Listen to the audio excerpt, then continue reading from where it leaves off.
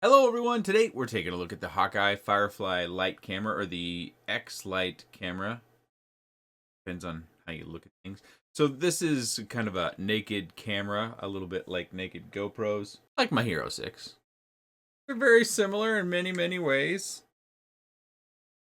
But I don't think you can really compare it to a GoPro. We might want to, and we'd hope that, a much lower cost camera can compete with a GoPro, but we just haven't seen that in the market yet. But it might be good enough depending upon how you see it. So first thing, everything you get. This ND filter is a separate purchase, so don't include that. That doesn't come with this. You have to buy that separate. You've got a little lens protector, it goes over there. We've got a mount. It's got a typical mount, so you can mount the camera up this way, or you can mount the camera upside down, depending upon the mount that you have. This is a kind of a hardened plastic mold that they've made here. This is our USB. You plug this into your balance lead of your battery from 2 to 6S, and it does appear to have some sort of reverse polarity protection, because I just plug it in until I get a little green light on it, and then I plug it into my camera and I'm good to go. USB-C cable, and then you also get this 2-wire connector here to wire up to your flight controller or any other sort of battery eliminator circuit, or BEC. It does require 5 volts, and they have that printed pretty clearly right here on the back. 5 volts. And then we've got our power button, our record. Once you've powered the camera, you press the power button once real quick to connect via Wi-Fi. That turns on the Wi-Fi, and then you can use your app in your phone to connect to it. And we'll look at that later. Unfortunately, it's very dark on the iPhone side of things, and I do have Android phones as well. But unfortunately, I have found that searching through the Google Play Store, that the camera apps that I have found and that I asked the vendor about, they don't connect to this camera. So they said, "Oh, here, just download this." Well, I'm not going to sideload something on my phone. That's just not happening. There was a time in my life where I might have done that, but now, no, I don't do that anymore. So I can't show you the Android side of things. I will show you my screen capture from my iPhone. Unfortunately, a lot of the text is black text on a very dark background, so it is very difficult to see. So that's going to be a little bit unfortunate. Let's start rolling that flight footage. We're going to start off with our 2.5K 60 frames per second. This is stabilized. The Lite camera does have a gyro inside. They also stated that they're trying to make this work with Real Steady Go. I'm not even sure that's possible, but we always have gyro flow as well for those people that really like that ultra silky smooth sort of cinematic flight. And I'm going to just kind of talk through this. The day I went out and finally was able to capture the footage that I wanted to capture, I wanted to do 3 different resolutions, and I wanted to also do the ND filter on and off. So the first thing I had to do was kind of pray for a good day, and this day isn't perfect, but the wind does kind of come and go during the course of the day. I think I went out 4 times because it happened to be a weekend. I went out 4 times on different occasions because I noticed that the wind would calm down for, say, 15, maybe a few more minutes than that, and then it would pick back up. So I was trying to catch one of those gaps, so I kept going back in the house and charging batteries and coming back out and trying. So at any rate, you will see during one of these segments of flight that the wind is it's fairly brisk. So if you're seeing some jitters in some of the footage, don't be surprised at that. I live in a windy place. It's rarely still, especially out front. The wind seems to come right down the street, especially when you get up higher above the trees. You get more wind. The manual that comes with this thing is really hard for a guy my age to read. It's just, I have glasses, but my glasses aren't reading glasses. My glasses are for driving, distance viewing. While it is readable, I just wish they'd included a manual that was a little bit bigger. I think the part that probably frustrates me the most is the part where they tell you to download the app for your mobile device, and they tell you on the Apple Store to search Firefly cameras, which fine. On the Google Play side, they say to search HawkEye FireFly, which doesn't turn up anything. It's HawkEye FireFly. It doesn't even there's a Firefly app that is actually for business on tracking your staff or something like that. That was one of the first results. So I kept trying different combinations, and that's when I started going back to the vendor and the manufacturer, and then they wanted me to sideload. So I apologize. I wish I felt comfortable enough doing that, but I don't, so I'm gonna have to skip it. And like I said, I'll just show you the iPhone, which was my primary point of use for this. The camera has a whole host of settings, whether it's white balance or um, the ISO, the shutter speed. It has a whole bunch of different settings, as you might expect. HawkEye's been making these sorts of cameras for a while, but now they're going into kind of specifically FPV and naked camera sort of category. We'll wait when we get back to the desk as we're rolling that footage from the app. Overall, my user experience was good. I don't have any complaints. You have to judge the footage. You have to judge how well that gyro stabilization in that first flight went, and does it fit your use case. And also, I have the opportunity for one of you to win a 50% off coupon code. And so if you want to get in on the coupon, the 50% off, it's not free. You do get 50% off when you buy. And I've only got one of them to give away. So, please pay attention to this part. Put in your comment, I want 50% off HawkEye.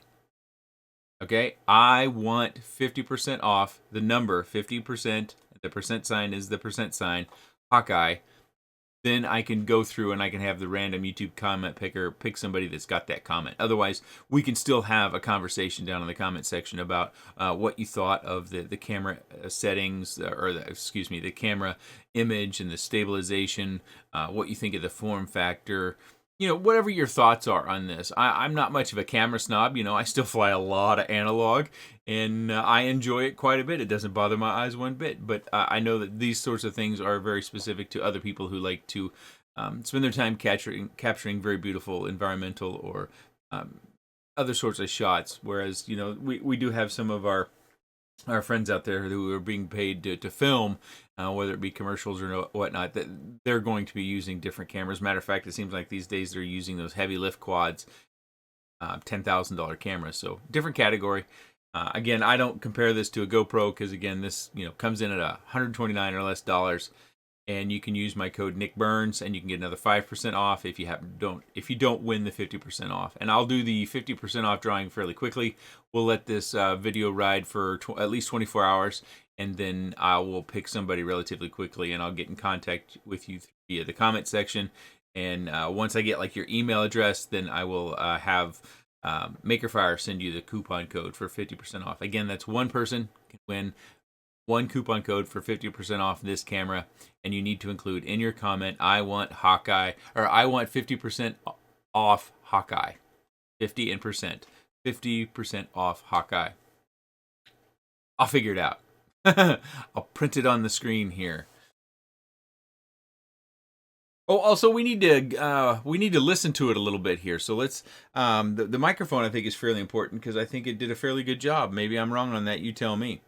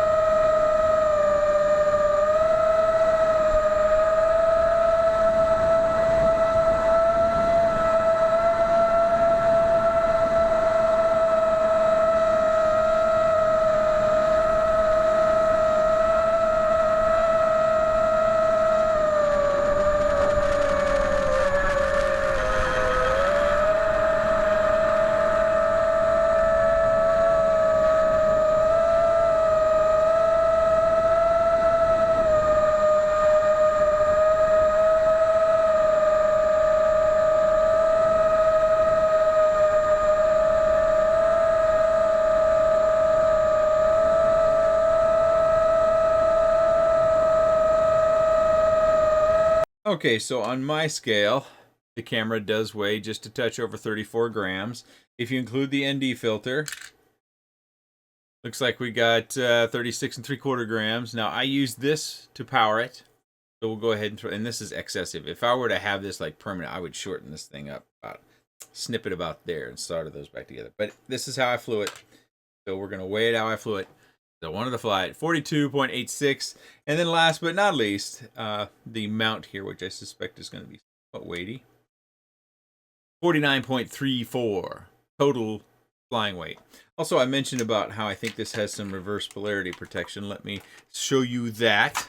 So there's a light on one of these sides here. I forget which one. I think it's this one over here. I think that's the light. So let's just plug it in. I kind of knew this was wrong, but let's plug it in that way. Plug it in that way. No, plug it in down this way. No, let's flip it over. Plug it in this way. Well, haven't I done all the combinations? How do I plug this stupid camera in? Yeah, there it is. Sorry, I did it right. I was looking at the wrong side of the BEC. So anyways, you get the green light, you're good to go.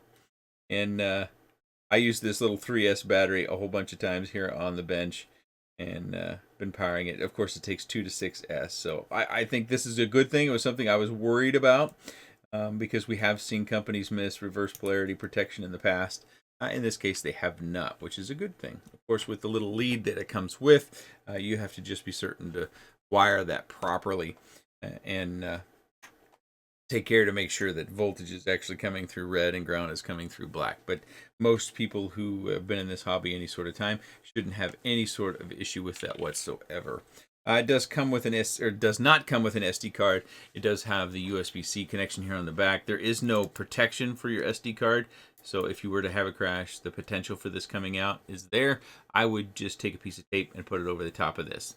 It doesn't have to cover the USB port because you might need that, but just a piece of electrical tape that's just wide enough to give yourself a fighting chance that that electrical tape or whatever tape you have on hand will catch that.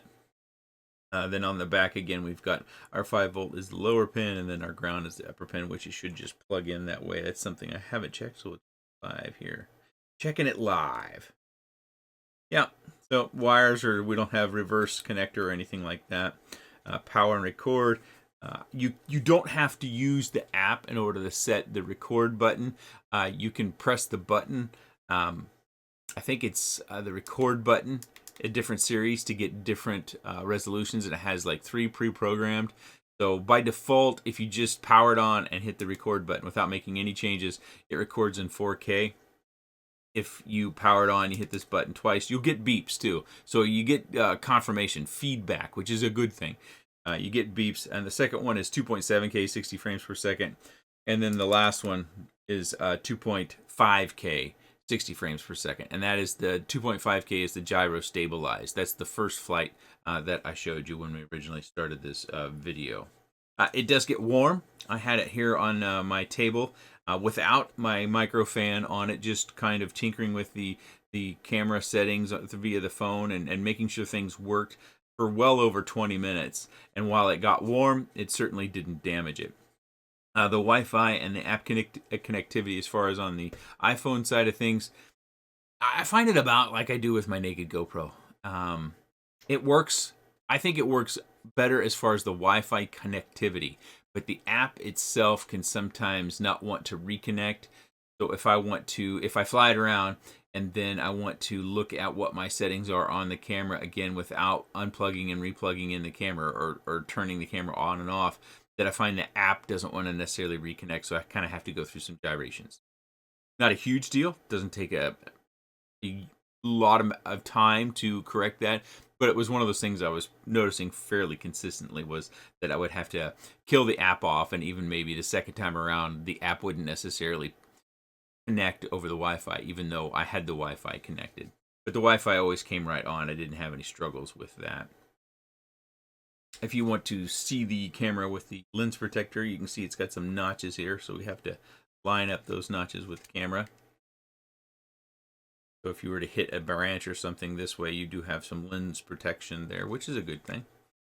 Again, I've got one coupon code to give away that'll get you 50% off. Put to I want 50% off HawkEye in your comment. And we can have a comment, or we can have a discussion about this camera, its features, the image quality that you saw this video down in the comment section without any worries of losing that potential.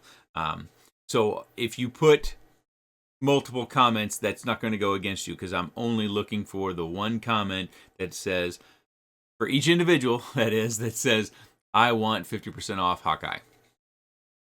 That's what I'm looking for. That's what's going to determine who wins the 50% off code. And if you just don't want to wait around for that code to come, you can use Nick Burns on the Maker Faire website to get 5% off this, or really, I think, any product on the Maker Faire website. That's what they tell me. So if you order something and use that code and it does get you the 5% off and it's not this, please let me know. Just a little confirmation there would, I'd appreciate it. If you have any comments, questions, suggestions, or otherwise, like I said, yeah, let's have a conversation down in the comment section. I appreciate your time, and thanks for watching.